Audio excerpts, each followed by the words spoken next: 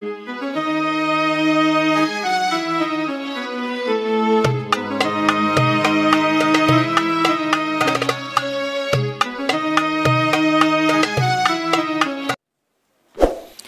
tahajud itu adalah kebiasaan ahli surga saat di dunia. Jadi kalau Anda ingin melihat ahli surga yang hadir di dunia, salah satunya lihat kebiasaan salat malamnya. Jadi kalau Anda ingin melihat kebiasaan ahli surga saat di dunia, lihat kebiasaan malamnya. Kalau dia bangun dan mengalahkan semua kebiasaan malam ahli dunia, maka itulah ahli surga. Salah satu kebiasaannya. Ya, kalau nanti turunan dari tahajud yang muncul, nanti saya terangkan. Yang berhasil tahajud, ciri-cirinya begini. Jadi jangan dilihat setiap yang malam sholat, itu disebut ahli tahajud. Belum tentu, ada ciri-cirinya. Tapi ciri yang pertama, yang melekat kuat, kelihatan nampak, pertama adalah ciri ahli surga, dia memiliki kecenderungan untuk sering bangun malam. Dalilnya Quran surah ke-51, ayat 15, sampai dengan ayat ke-17-nya. Innahum kanu qabla dzalika muhsinin, mereka itu ahli ihsan saat di dunia. Ayat 17-nya, kanu qalila minal laili ma yahja'un. Mereka itu malamnya sedikit tidurnya. Jadi punya kebiasaan bangun malam. Jadi kalau Anda, ini cara memahami ayat tuh begini. Cara memahami ayat seperti ini, jangan mencari orang lain, Anda sendiri yang menjadi bagian dari ayat itu. Jadi itu diinformasikan pada kita sebagai tawaran, kita mau nggak berniaga dengan ayat itu? Mau nggak menjadi bagian dari ahli surga itu? Jadi jangan sibuk mencari kebiasaan orang. Kenapa Anda tidak membiasakan diri jadi bagiannya? Bismillahirrahmanirrahim. Ikhwas sekalian, saudara-saudariku, salat tahajud seperti kami sampaikan di pertemuan lalu adalah salat yang sangat penting. Ingat, kalau di pertemuan lalu kami sampaikan 4 keutamaan tahajud, hari ini saya tambahkan 2 dan 3 yang lain langsung dari Al-Quran. Ya, kemarin saya sampaikan 4 hal. 1, masih ingat Quran surah ke-17 ayat 79 sampai dengan 81 itu. Orang yang rajin tahajud akan mendapatkan 4 keutamaan yang tidak didapatkan oleh orang-orang yang tidak tahajud, sekalipun sholat fardunya begitu khusyuk. Di antum sholat fardu khusyuk, bagus, tapi nggak tahajud, nggak dapat 4 keutamaan itu. Ini sudah saya bahas panjang lebar di pertemuan lalu, saya hanya sebutkan cepat saja. 1, Allah akan mengangkat karir, pekerjaan atau aktivitasnya di tempat yang terbaik. Ya, jadi kalau antum misalnya pengusaha atau orang karir di kantor dan sebagainya, itu akan cenderung kemudian ditolong oleh Allah, diangkat ke tempat yang terbaik. Terbaik itu tidak harus puncak yang paling tinggi, direktur, tidak misalnya. Tapi tempat yang bisa membuat nyaman hidup Anda, sholat bisa nyaman, bergaul juga nyaman, dan tenang kehidupannya. Mungkin level Anda nggak sampai puncak ya direktur utama, mungkin direktur 1, 2 gitu ya. Tapi Anda dijauhkan dari hal-hal yang maksiat, dijauhkan. Sholatnya enak, punya ruangan nyaman dan sebagainya. 2, Allah akan bimbing setiap ahli tahajud. Allah akan bimbing sehingga menjalani awal pekerjaannya dengan begitu mudah. Wa rabbi adkhilni mudkhala sidqin. Ya Allah, tolong bimbing saya supaya mengawali pekerjaan dengan cara yang benar. 3, awas hati-hati, Anda memang posisi tinggi, sekarang dapat proyek, apakah setiap yang dapat proyek menjalani pekerjaannya dengan benar? Belum tentu. Jangan tinggi-tinggi lah. Maaf ya, apakah orang tua yang sekarang menyekolahkan anaknya ke tempat belajar, menjalani awalnya dengan benar? Hati-hati ya Bu ya, Pak. Bapak Ibu menyekolahkan anak dengan awal yang salah, maka memberikan jalan keburukan ketika dia belajar. Saya katakan, jangan pernah Anda masukkan anak Anda ke sekolah dengan menyogok. Bayar sekian supaya masuk, menyalahi aturan. Kalau awalnya sudah salah, bagaimana anak Anda bisa belajar dengan benar? Mustahil mendapatkan sesuatu yang tidak baik. Yang baik itu mustahil didapatkan. 3, wa akhrijni mukhrajas sidqin. Allah berikan jalan keluar terbaik dari persoalan yang dirasakan. Di ahli tahajud itu setiap punya masalah, bukan nggak dapat masalah ya, bukan tidak bermasalah hidupnya. Dia mendapat ujian juga. Cuman sebelum diuji, diringankan masalahnya. Sehingga seakan-akan nggak punya masalah. Padahal sama dengan yang lain. Cuma saat akan dia lalui, Allah ringankan persoalannya sehingga mudah dilalui. Dan yang keempat ini yang hebat. Ya, waj'alni min ladunka sultanan nasira. Allah akan tolong langsung orang ini ketika ada lingkungan sekitar yang akan menyakiti atau menjahilinya. Kalau diisengi orang, diganggu orang dan sebagainya, Ini orang-orang seperti ini langsung mendapatkan perlindungan dari Allah Subhanahu wa taala. Ada satu kali, ini kisah nyata, seorang saleh ahli tahajud, sampai saking ahli tahajudnya tidak ingin meninggalkan kebiasaan ini. Ini sangat nyata kisahnya dan tidak mengarang. Satu kali Pak, kemudian malam-malam dia perjalanan dengan rombongan. Begitu perjalanan, orang-orang tidur, sampai dia mengendap-endap, kebiasaannya tidak ingin diketahui oleh orang lain. Satu malam kemudian, dia bangun setelah orang lain tidur, masuk dia sedikit ke area sedikit ada dalam hutan. Begitu sedang menunaikan sholat, dia duga kemudian tidak ada orang lain yang melihatnya. Ternyata ada satu orang atau beberapa yang kemudian tergerak, mendengar suara dan menyaksikan kebiasaan dia. Anda tahu apa yang terjadi? Dan inilah yang disampaikan oleh orang-orang yang melihat itu. Begitu sedang sholat, teman-teman sekalian, tiba-tiba baru bertakbir malamnya, lompatlah dikisahkan seekor harimau di depannya. Dalam keadaan yang sudah lapar.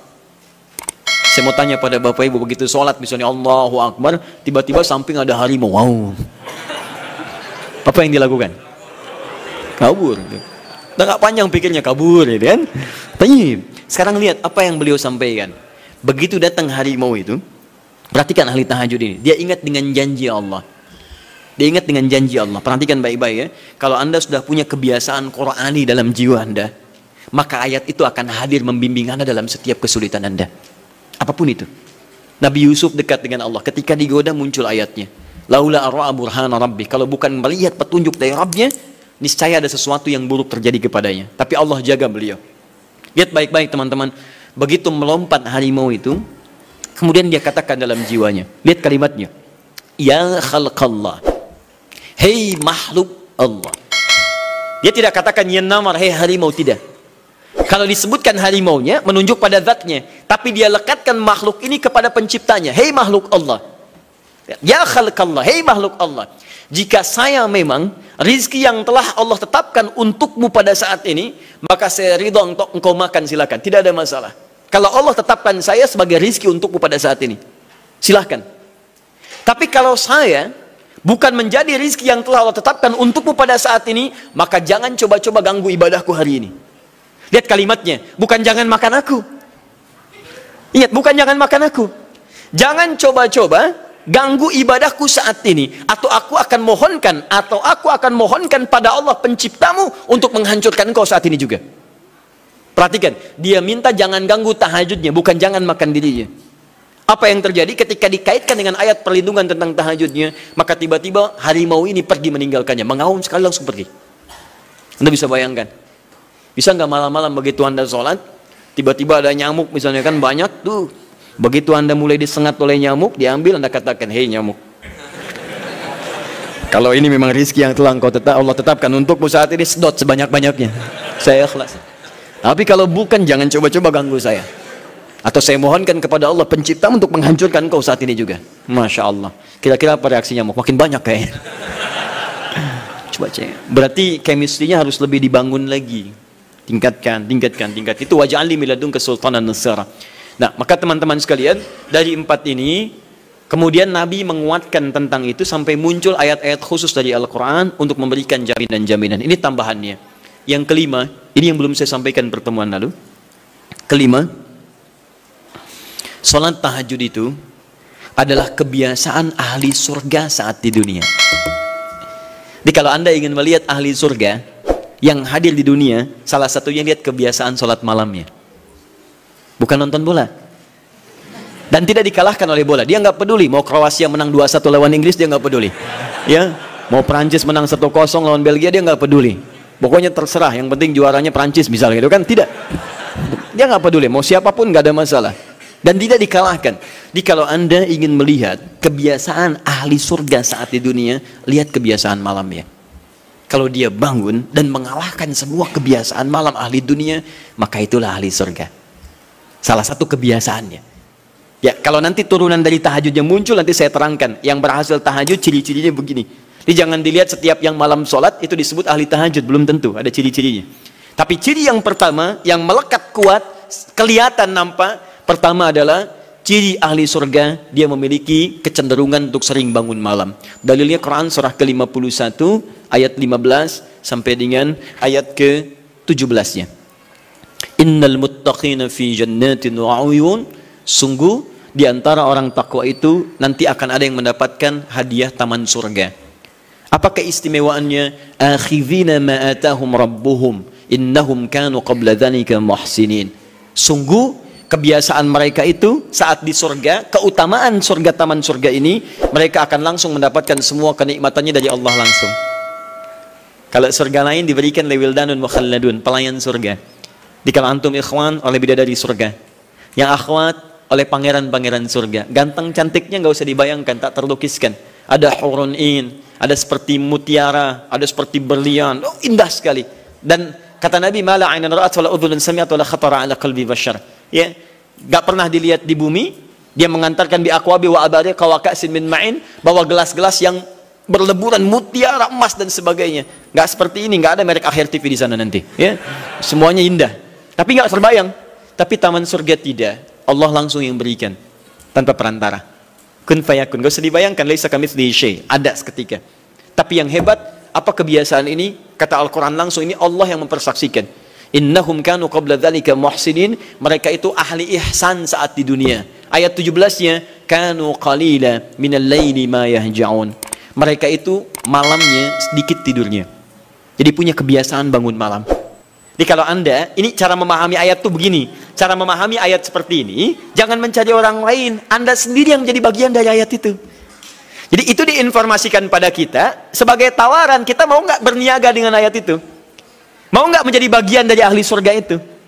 Jadi jangan sibuk mencari kebiasaan orang. Kenapa Anda tidak membiasakan diri jadi bagiannya? Ya, jadi coba cek dari keluarga. Ada nggak sudah jadi bagian dari ahli surga di keluarga Anda? Sekarang pulang ke rumah, coba lihat dari sekian orang yang ada di rumah berapa yang bangun. Mula-mula cuma 2 orang menikah suami istri belum bangun. Allah kirimkan anak belum bangun. Sudah ada cucu belum bangun. 10 orang di rumah nggak ada yang bangun. Masa satu pun nggak ada yang jadi ahli surga? Ayo coba. Makanya karena saking tingginya ayat ini, Nabi sampai membangunkan istrinya, membangunkan menantunya, membangunkan anaknya Fatimah Az-Zahra, menantunya Ali bin Abi Thalib. Dibangunkan oleh beliau, ayo bangun, bangun, bangun. Saking inginnya keluarga Nabi terpancar cahaya surga sejak mulai di dunianya. Teman-teman pulang ke rumah ya, coba lihat tuh. Anak-anak yang di pesantren kalau pulang dan sebagainya, malam bangun nggak dia? Coba biasakan, bangun, bangun, bangun. Dan Anda akan rasakan hal yang sangat berbeda. 2. Tadi tambah 1 ya, berarti 5. Sekarang yang ke-6. Orang-orang yang rajin bangun malam, itu orang-orang yang mendapatkan pujian langsung dari Allah Subhanahu wa ta'ala. Jadi kalau Anda ingin melihat orang yang dipuji Allah, itu lihat orang yang sering bangun malam, tahajud. Di antara dalilnya, Quran surah ke-32 ayat ke-16. Tatajafa junubuhum 'anil madaji' yad'una rabbahum khaufan wa tama'a wa mimma razaqnahum yunfiqun. Setelah kita sujud itu ayat sajadah, Allah terangkan. Itu indah sekali kaitannya. Nih, di antara orang sujud ini ada yang lebih hebat lagi. Kalau Anda sholat subuh baca misalnya ayat sajadah, sujud, Allah terangkan. Di antara sifat orang yang rajin sujud ini adalah orang-orang yang rajin tahajud. Tatajafa junubuhum 'anil madaji'. Mereka sering menghindari tempat tidur di malam harinya. Maksudnya apa? Rajin tahajudnya. Ada orang-orang yang dipuji oleh Allah Subhanahu wa ta'ala karena kebiasaan malamnya dia menghindarkan diri dari tempat tidur. Maksudnya bukan nggak tidur, rajin bangun malamnya. Rajin bangun malam. Bapak Ibu kurang apa lagi ya? Kalau ada orang dipuji misalnya saat di dunia, presiden memuji seseorang, artinya presiden menyukai dia. Artinya presiden menjamin kemudahan baginya. Kalau ada orang yang dipuji Allah, artinya Allah mencintai dia dan menjamin kemudahan dalam kehidupannya. Maka dekati orang-orang seperti ini. Saya sarankan kalau antum punya teman, ikhwan sekalian, sedang mabit misalnya atau tugas dinas keluar. Tiba-tiba tengah malam di hotel dia bangun sholat, itu teman terbaik Anda. Saya katakan pada Anda, tandai orang ini dan dekati dia saat di kantor. Bangun ukhuwah dengannya, persahabatan dengannya. Maka ketika Anda mendekati orang-orang yang dipuji oleh Allah, maka Anda pun akan kedapatan bagian dari pujiannya. Karena mustahil orang yang dijaga oleh Allah mengajak Anda pada maksiat, itu mustahil. Mustahil. Sama teman-teman yang masih di kampus, kalau malam-malam misalnya di asrama atau pulang tiba-tiba ada orang-orang yang kelihatan sholat malam, dekati orang ini. Jadilah bagian dari sahabatnya. Dan dengan itu saya ajak, coba cek pasangan hidup Anda.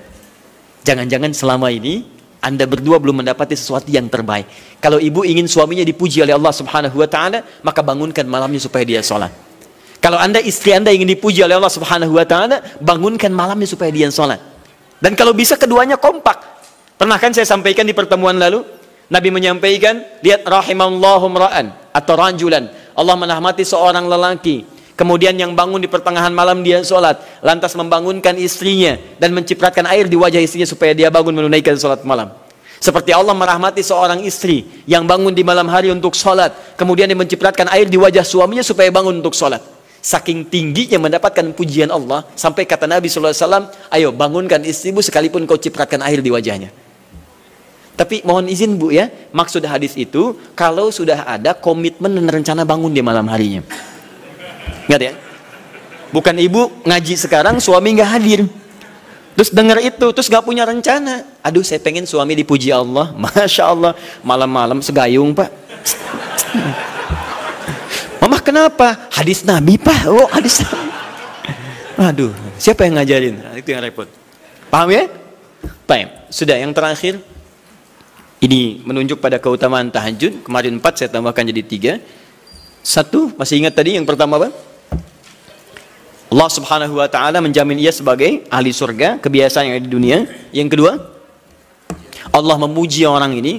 Dan yang ketiga, tahajud itu kebiasaan orang soleh yang ditekankan oleh Al-Quran dan hadis Nabi SAW. Kebiasaan orang-orang soleh. Jadi kalau yang pertama ahli surga, kedua dipuji Allah, yang ketiga langsung dikuatkan orang-orang soleh. Dan orang-orang soleh itu, mohon izin ya, maaf, orang soleh itu tempatnya saat di surga, itu sesurga dengan semua nabi. Semua nabi dan rasul. Ayatnya ada di Quran surah keempat An-Nisa ayat 69. Paling kanan di pertengahan. Wa may yuti'illaha wa rasul fa ulaika ma'al ladzina an'ama Allahu 'alaihim minan nabiyyin was-siddiqin wasyuhada was-salihin wa hasuna ulaika rafiqa. Siapa yang mau menaati Allah dan Rasulnya, maka dia bisa sesurga dengan orang-orang yang telah Allah berikan jaminan nikmat surga untuk mereka.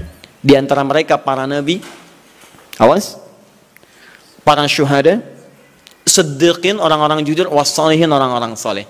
Ini syahidnya di ayat ini bahwa orang-orang soleh akan sesurga bersama semua nabi.